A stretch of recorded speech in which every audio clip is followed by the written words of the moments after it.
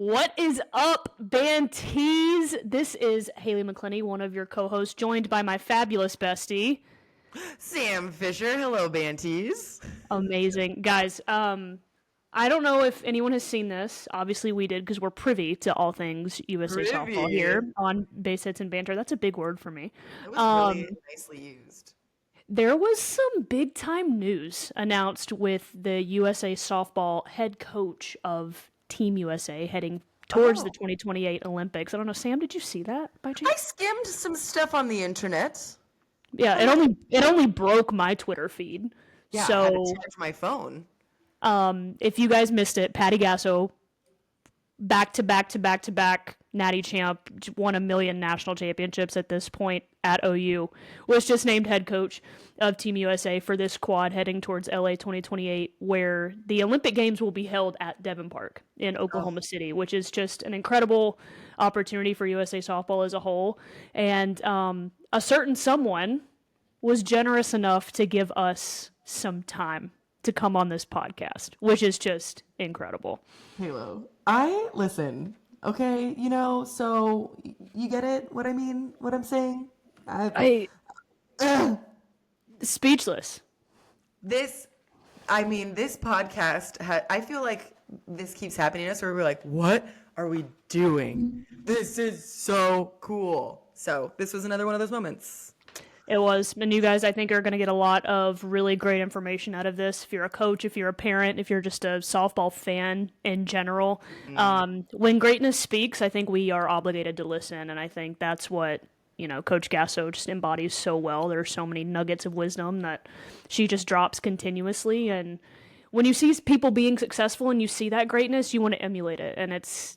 I'm excited for this conversation to get inside the mind of the greatest college softball coach that we've seen.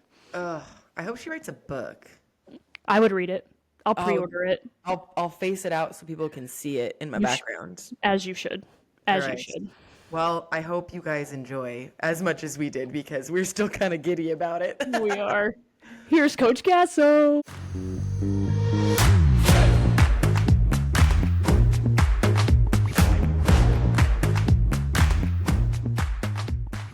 All right, you guys, we have such a special guest for you today. I am so excited. I know Halo shares that sentiment. We fell out of our chairs when we planned this. So I'm going to give a slight kind of casual bio before we speak to our guest. But starting off, an NFCA Hall of Fame coach. She closed her time in the Big 12 as the winningest coach, and that is men's or women's. 15-time, I repeat, 15-time Big 12 Coach of the Year, entering her 31st season at OU, with 8 natties, with the 4 most recent coming back to back to back to back. You heard that correctly, people. And recently announced to be the head coach of the U.S. Women's National Team. Let me introduce you all to Patty Gasso. Welcome, Coach. Thank you, guys. I'm looking at our screens and I'm looking at USA on my sweatshirt. I'm like, wow, this is real. Yeah. That's Oh my real. gosh. I think that was kind of our reaction when we heard the news too. It just made so much sense from the outside looking in. I would love, Coach, if you could just take us through the process of you being announced to lead Team USA into the Olympics and why this is the best move for you right now in your career at this point. Yeah. How did this all come about? At Higginbotham, we put people first. Our specialists are here to serve you, the people you care about, and your success. Insurance, HR, and financial services. Inspired by you. I'm in the place in my life right now where my kids are grown. They have their own kids. So I have that kind of freedom. I've done almost all I could do, and I'm not done with OU. Really working. Thank God, public service announcement. Okay. Yeah.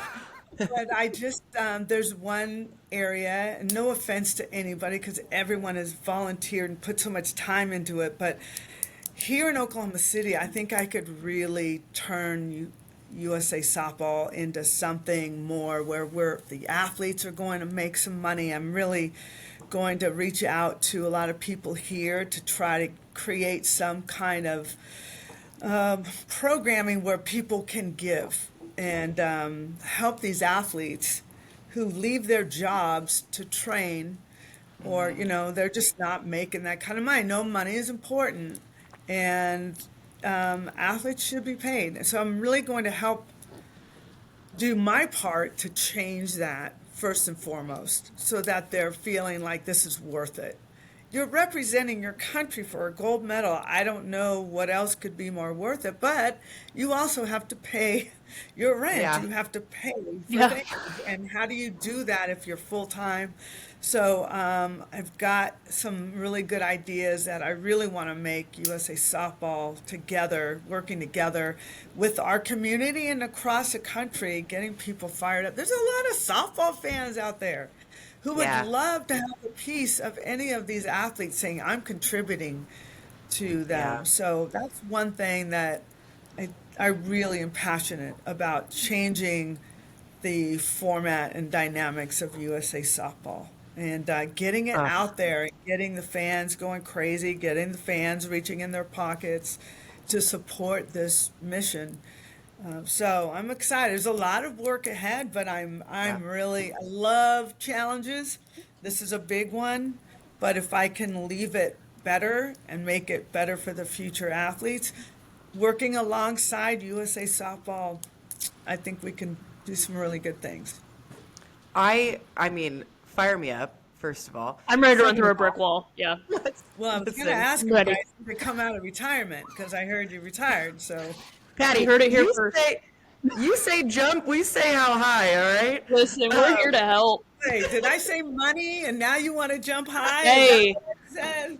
Hey, That we're not going to be mad about it. No, and you know what? It's something Halo and I have talked about over the years too. Is that like, money would be great, but we did this for free for so long. So the added bonus of that investment, because we know, and plenty of our peers know, the sacrifices that you have to make in order to try to make it work. And are you at your best? Can you be at your best? But I would love to hear you talk about the timing. I think that that's something that is going to be so important for grown-ups, kids to hear of, like, you never forced this. You let it come to the right time, and how that takes patience and still perseverance. So I'd love to just hear a little bit more about the timing in your life for this. Yeah, thanks for asking. Honestly, for me, I really got to check my ego always. And my ego, when I was younger, was very much, it was quite different than what I am now. I'm a lot more mature with understanding. And that's one of the first things I had my inner circle of people. So I have like a softball, small little circle, and I have a non-softball, my inner people. And I'm going to them and saying, is my ego why I want to do this? Because I don't want to do it for that. And a very wise person said to me, if your ego was involved in this, you would have said yes already. Because I really took my time to decide whether I wanted to even be in the pool. But everything just really was laying out nicely for me to still, like, we're going to be training at Hall of Fame Devon Park. Even here, we could train at Love's. This is going to be our training ground. What else would we want? That's where the games are going to be played. So, I mean, everything just aligned pretty perfectly. But if I would have done this a while ago, it just probably wouldn't have been as easy, or it really came to me like, one, God wants me to do this. My family is behind this. My team is behind this. My university is behind this. Am I ready for the challenge? Because to me, I'm taking it on like a big challenge. Training is going to be so important. I really want to meet with players more so we could do these things. And that's another reason why we need to raise money, is to fly these guys here and do those types of things and house them here. And so I don't know. I just really wanted to make sure that my ego wasn't saying, "Oh, look at me." I didn't. I wanted to make sure, and I feel like I'm old enough that the ego is gone away. I'm just living now. That's awesome. It's so cool to hear you say that, coach, because like you could have the biggest ego in the world. Like yeah, I don't think it's a question that you're the best coach in college softball right now with the dominant run that you guys have been on, and it's been so fun to watch. Even as an Alabama fan, like it's obvious, it's still so fun to watch you guys. But I'm curious, like as a recently retired athlete, like I'm so intrigued about your mindset, what you're gonna take from OU onto the international stage? Are there things that you feel like you have to change jumping from college to international ball? What does that process look like for you just in terms of your overall coaching philosophy? And then what can we expect from a Patty Gasso Team USA? Yeah, I definitely know I have a lot to learn, so I'm going to be calling upon young retirees like the two of you and others that have been in the game, other coaches that have been in the game to help me understand a little bit more. I mean, I'm not saying that I know it all or that the OU system is just perfect for USA softball. I want to talk to some of the athletes. I just think training is going to look different, and the level of training and the analytics that we're going to be using, and just really the way the body functions, and what your body likes to do versus what you're doing with it. Like you might have a hitting style that doesn't fit the way your body wants to move. So I could get into a long rabbit hole, and JT Gasso is the one that you want to get on next. Yes. Want to get into Yeah, all we'll grab him. Don't worry. I have so many questions. but the science side has really changed a lot of things. It's changed the way we train our athletes, recovery, and all the things that are so necessary and important.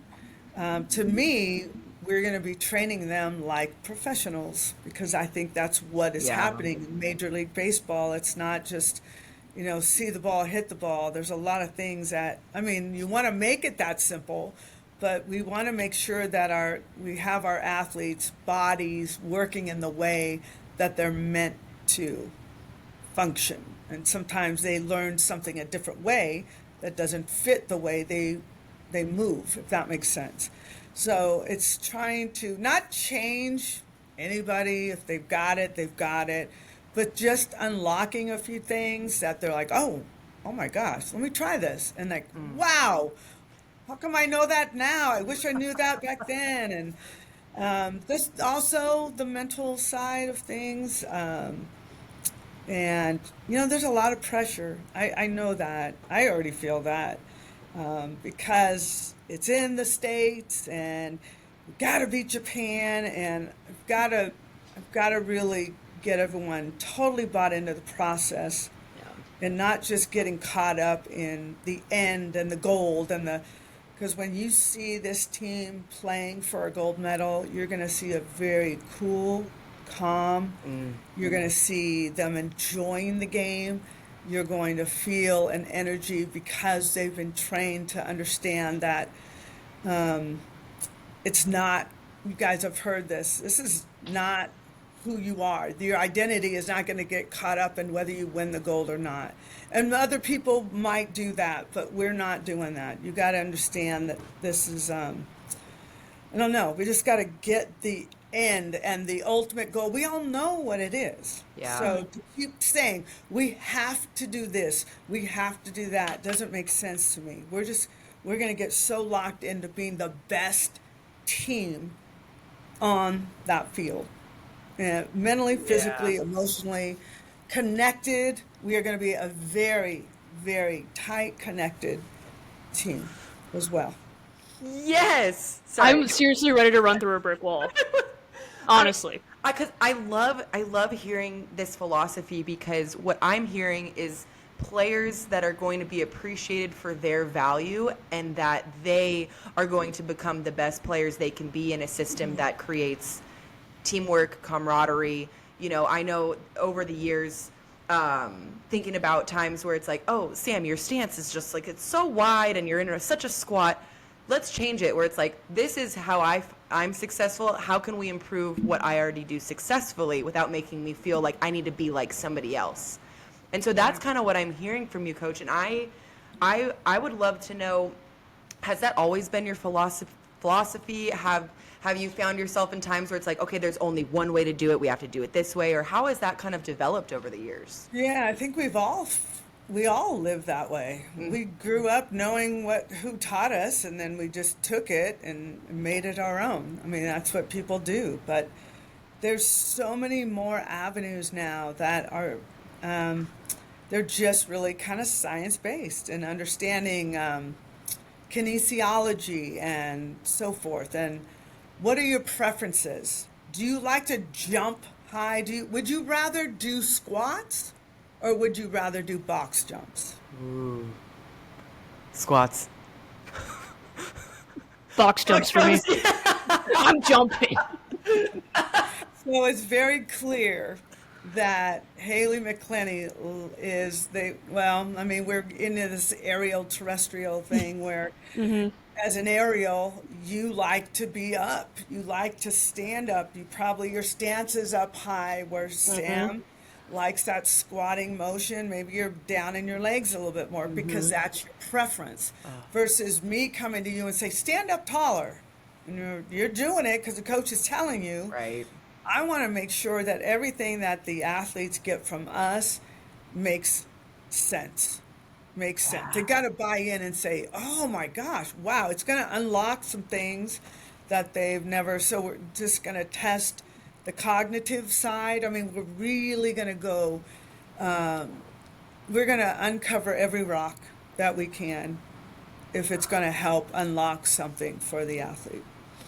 That sounds Can so you, good. I just want to, let's think about for a second how scary that is, that there are professional softball players walking around right now that are Olympic hopefuls, very likely to make the team, that still have that other level to unlock. Oh I mean, my gosh. just imagine all of these data, and that's why, Coach Gasso, you mentioned, that's why the money, the resources, the funding, that's why stuff like that is so important, because we need access to all of this science and all of this data. And I do think there are a lot of coaches and young athletes that listen to this show, and I hope every single coach out there that's listening to this is understanding that I think one of the keys to being a great coach is the adaptability and the willingness to always learn and be open to new ideas. Because you really could just sit up there and be like, well, I've won 4 natties in a row, my way or the highway. But for you to put that ego aside and to be, I still want to learn, I still want to grow, I think that's what separates you from a lot of other coaches out there, because you continue to learn, grow, and evolve, and you keep winning. And that's the key to that success in my mind, too. I would love to know from, obviously, you've recruited tremendous talent at OU. There's a little bit of a recruiting process and evaluation process with the national team moving forward as well. I'm curious, just from your point of view, if you're going to watch an athlete that you have never seen compete before, what are some things that stand out to you, that jump out at you? The pipeline to the women's national team. HPP has helped me find a new identity in who I am as a player. It's helped show how hard work pays off, and it's really got me excited for the future of our game, the future for me, the future for my fellow athletes, and for what I strive to do in the future in college, and then potentially with USA Softball in the future. Athleticism, obviously. Quickness. I like quickness. I like reaction quickness. I think anybody can see that athlete on the field. Oh my! One, your eyes see a specimen, and then you start to watch. I like to see a little bit of leadership. I like to really see someone that is helping someone who maybe made a mistake or what have you. That it's not that attitude of oh geez, I don't like that at all. So I like hustle. I still am the old school look of, I like to see you hustle. I like the ones that are, there's some that are on and off the field first, but they do it maybe a little more showy than is this real. So I'm looking for authentic. I look for real. I look for Are they coachability? Do they lead? You know what I also do? And there's so much more to an athlete than just what you're doing on the field. I know this can sound kind of creepy, but I might see an athlete going to the snack bar or something with their family, or I try to watch interaction with family. And that's really important because there are some athletes that are like, Dad, get my bag. Mom, where's my Gatorade? I need it now. Like I can hear them talking from the dugout like that. And then I take my pen and I go, all right. Yeah. And you could be the greatest athlete on the field, but if you're going to treat your parents like that, you're going to bring that here, it is not welcome in this program. So it's all encompassing. It's way more than just that elite athlete, but it's just a true, like you see players that are playing for show and you see players that are playing for the love of the game. There's a big difference, and I feel like I can separate. I can see that. Yeah. So I just mom in the bleachers with her notepad. Oklahoma is here. Florida State is here. Texas A&M is watching you right now. That kind of stuff. And I'm like, what are we doing? Yeah. What are we doing? Yeah. So yeah, I don't want to go there. I'm stop right there. 'Cause No, it's good. It's super valuable for parents and for athletes to hear, because you're right, and I don't think you're unique in that all of those little interactions and the intent behind those actions really matter. Get rid of those long car rides home that the kid in the back seat's going, oh my gosh, I can't, I'm dreading this. So hopefully you live close enough to the field that you don't have to go through it. But there's a lot of those that go on, and it really does, in this day and age, it really does. It's there's a little more of a fragile side to the athletes. Every year it seems like it's a little bit more and more, and I'm just trying to unlock some of these guys that are caught up with outcomes. And if a parent's like, why didn't you do this? You had a big moment with bases loaded and you struck out. What an embarrassment. You work on that every day. If you're doing that stuff, your kid is not going to make it. If they do make it, it's because they were able to get the stuff off of them somehow. But they come, I'm not just talking about, I'm talking every program in the country. Some freshmen come in wanting to get some things off of them. And that's really hard, but they do it. They can do it. And it's all good. And look, I'm a parent, and I did the same thing. So I understand. Well, I'd say my husband did a little more than I did, but we think as parents that we are doing you a favor, and these are my kids, and I need to tell them that this and this and this. And we really don't. What they need to do is constructive, a little more like loving criticism than just hammering you to the ground. And I know that sounds soft and mushy, but right now that's the best way to communicate with young people is doing it in a face-to-face, respectful, communicative way. I like hearing you talk. I think about my dad and about the conversations that we had. And the only times I can remember him getting on me in that way was if I showed a bad attitude, if I hung my head, if I struck out with bases loaded, or I had a hat trick, which God, those were tough. We would talk about it in a learning experience of like, well, did you swing at strikes? What did you watch that meatball go down, first pitch? Why don't we attack that next time?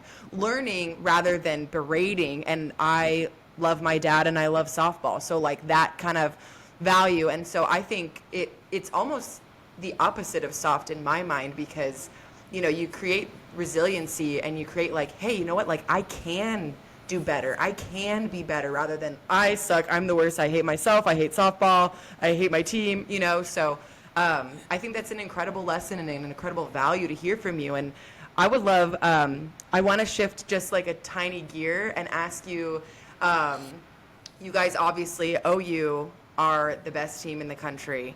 and you deal with a lot of people rooting against you, because I think of, the Yankees back when they were good, and how everybody hated the Yankees and didn't want them to win. So now OU, it's like, oh, we want people to beat them. They're winning all the time. How do you handle that as a coach? How do you handle that with your team? Because people say it very publicly. So I would love to know that mentality. Great question. Thanks. I had to learn because I would take it very personally. And then I had to learn from wise people that are telling me, like, that comes with the territory. I'm like, but why wouldn't people want to? If you're really, to me, you're really a softball fan, you just want to see excellence. You want to see those big moment, like, wow. And why wouldn't people want that? And like, because America wants the underdog. Like, they want the team that came in and killed the giant. And I just understand that. I understand that. There's times when I'm rooting against a team just because I want to see somebody. I've done it before. For sure. I just have to get our players to understand that. I really had to get them to not let their feelings get involved. Like, we're not going to play with hatred. We're not going to play with vengeance. We're not, it's not the way it's meant to be. We're going to go out and be us. And what's interesting, and I know people didn't like some of, our team was in a really uncomfortable place of trying to identify what they're supposed to be like. And I guess that's like, well, people are going to like us if we do this or we don't do that. And I made a comment to them, and I stand behind it, but I'll put some explanation behind it. I told them one time, I want you to be unapologetic. And that is because, does LeBron James apologize for slapping dust in the air? I mean, the male athletes can do pretty much whatever they want, and everyone thinks it's very, very cool. Why do we have to worry about, Alyssa Brito would throw the bat after a walk, and everyone's like, appalled. And I'm like, if you knew that she does that at practice, and that she knows in her mind 85% or more of walks turn into runs, so she's celebrating the fact that I'm going to score. And that's how she's looking at it in her mind. Plus, she's very passionate. And it was funny because one time, I think we were playing Tennessee, and she threw the bat, and it looked like she wasn't trying to hit the catcher, but Karen came out and said something to the umpire about Brito doing that, and the catcher's like, Alyssa Brito's my best friend. Squashed. But it looks showy, but this girl is very passionate. And Jada Coleman, phenomenal. She's the younger Haley McClenny. She can do things that no others can't do. And she's passionate about it. And Riley Boone lays out a bunt, beats it out. She starts pointing down at her shoes. And now I'm going, okay, wait. Because we still want to be that humble Oklahoma. Yeah. Where are we going here? What are we doing? And the fact that I use the word be unapologetic, how can I come to you and say, but don't do that? Be unapologetic, but don't do that. So the players, what I had to do in the last couple of years is really step aside. Because if I step in and say, stop, enough, then I'm giving them mixed messages. Wow. So some fans loved watching their style because it was infectious and they're competitive and they love to win, but they love to watch practice play out in game. That really fires them up. When we work on something at practice and they see it come to fruition in a game. So some people love that and some people hate that. But I wanted them to be real of who they were. Yeah. And I don't know, there were times when I felt like, oh man, oh no. So, but as a coach, I took great advice, and it was stay out of their way. And I did. I just stood up to the side and waited for them to say, hey, coach, what do you think? Because sometimes they'll feel a little rattled and they'll come to me, but I'm not going to them. And that's something that is important for me as a coach, is to know when to stay out of the way. Wow. This game isn't about me. I'm not about wanting to be seen. This is about being there to guide them through, kind of like a conductor of an orchestra. We do this. You guys play the music. Oh. You're what we want to listen to. That's so Not good. me. I just do that. Hey, go there, go there. But you're the ones that you make the music, you know? So I've learned a lot of lessons along the way, for sure. That's Wow. so good.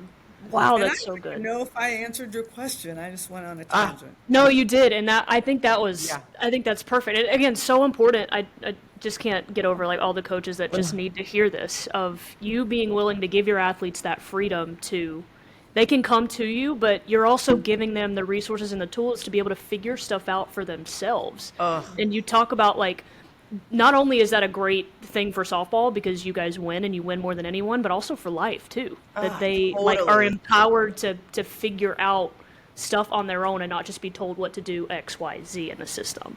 And that's really why I'm here. And what I enjoy most about coaching is watching girls come in and women exit out. And they are empowered and they are ready to own their own businesses, and they are putting on their business suits and shaking hands and looking people in the eye, and just, these are things that are not taught anymore, you know? And so just trying to get them to understand that this is this is a place of learning, not just about softball, but about life. And that's what I hope to bring to USA Softball, although these are women. These are women that are in their 20s, 30s, and maybe 40s, and they still have things that they can learn from. Well, Patty, we really appreciate your time. This has been, I mean, such an honor, and we're so proud of being able to have this conversation about what we know that you're going to accomplish, and the mindset that you're taking into it. And it feels pretty gold to me, I won't lie. So, Halo, any final questions or comments? Yeah, Coach, we do have one question we like to ask before, with all of our guests, and I think your answer is going to be just phenomenal based off of all of the wisdoms, No nugget pressure. wisdoms that you've dropped here. Uncomfortable's coming. Okay, I'm ready. But if you could give any advice to your younger self, what would it be and why?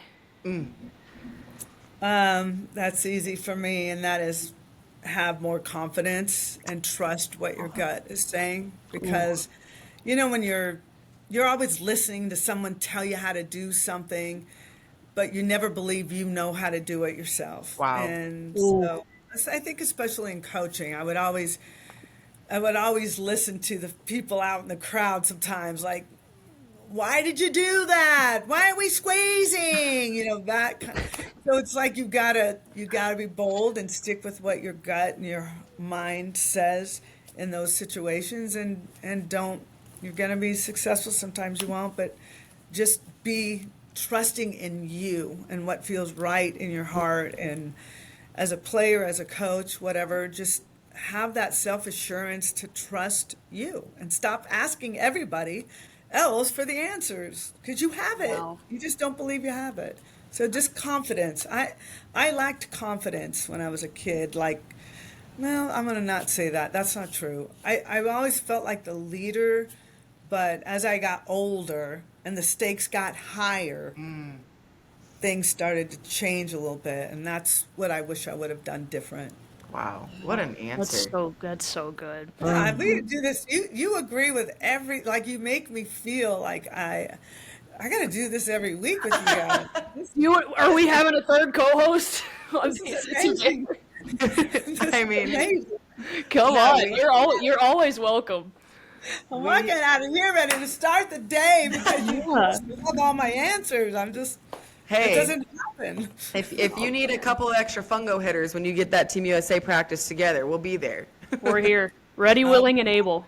We might need an extensive warm-up, but we'll be there. Yeah, we'll be there an hour early.